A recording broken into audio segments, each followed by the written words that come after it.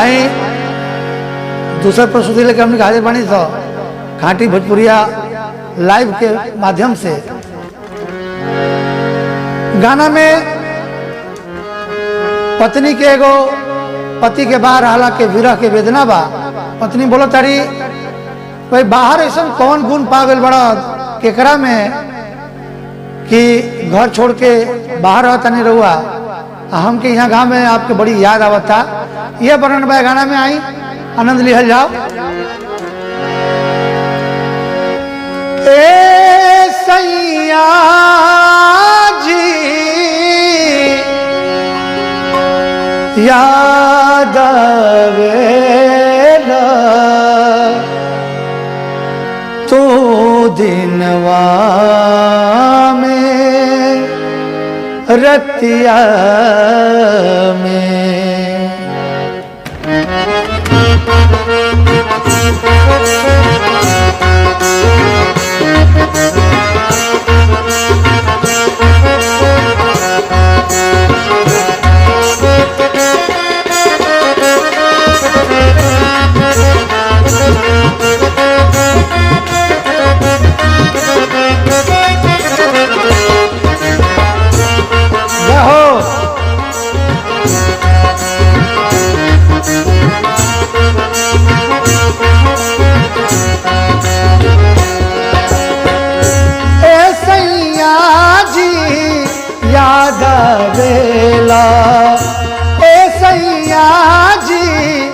याद आवेला तू दिनवा में रतिया में तू दिनवा में रतिया में बोला पावन गुण पा भैला बोला पावन गुण पा भैला दूर बसल सवतिया में ए सैया जी याद आवेला तू दिनवा में रतिया में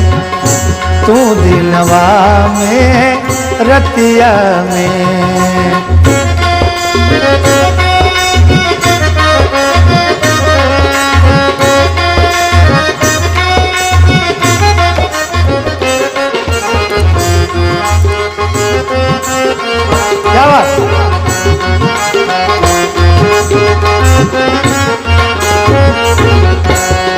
छोड़ी के माई के अंगना हो गई तो हरे सजना कुछ और हमके भावे ना जब से खन कल खन खन कंगना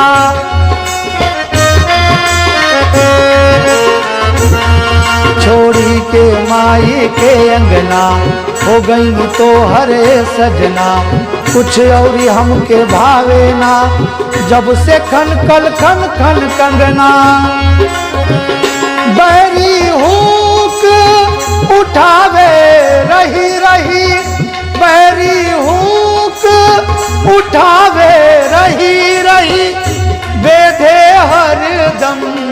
छतिया में ए सैया जी याद आवेला तू दिनवा में रतिया में ए सैया जी याद आवेला तू दिनवा में रतिया में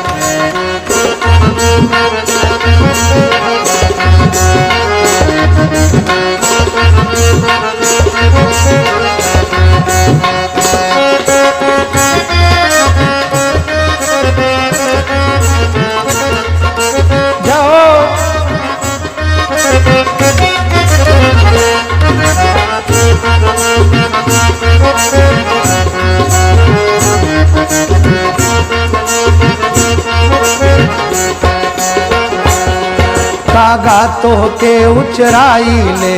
देवी देवता गोहराई ले रउए चिंता में बलमु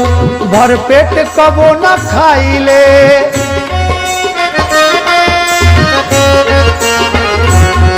कागा तो के उचराई ले देवी देवता गोहराइले रउए चिंता में बलमु भर पेट कबो न खाइले काहे काट लगत बा बोला काहे काट लगत बा बोला सास ननद के बतिया में ए सैया जी याद आवेला तू दिनवा में रतिया में ए सैया जी याद आवेला तू दिनवा में रतिया में तू दिनवा में रतिया में तू दिनवा में रतिया में।